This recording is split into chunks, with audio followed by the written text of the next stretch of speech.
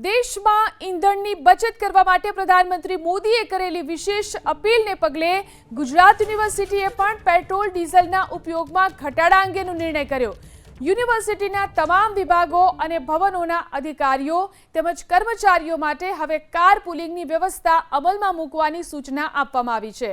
આ નવી વ્યવસ્થાથી વાહનોની સંખ્યામાં ઘટાડો કરી પર્યાવરણ જાળવણીમાં તેમજ ઈંધણની બચતમાં ફાળો આપવાનો મુખ્ય ઉદ્દેશ છે। યુનિવર્સિટીના પરિપત્ર મુજબ કેમ્પસમાં કાર્યરત તમામ સ્ટાફને ઈંધણ બચાવવા માટે પ્રોત્સાહિત કરાયા છે।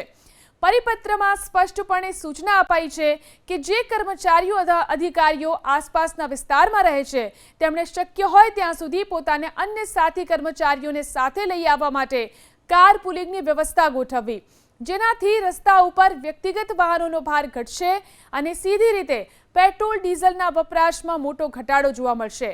તો કર્મચારીઓને ખાનગી વાહનો ઘટાડી અને જાહેર પરિવહન સેવાઓનો લાભ લેવા માટે કહ્યું છે।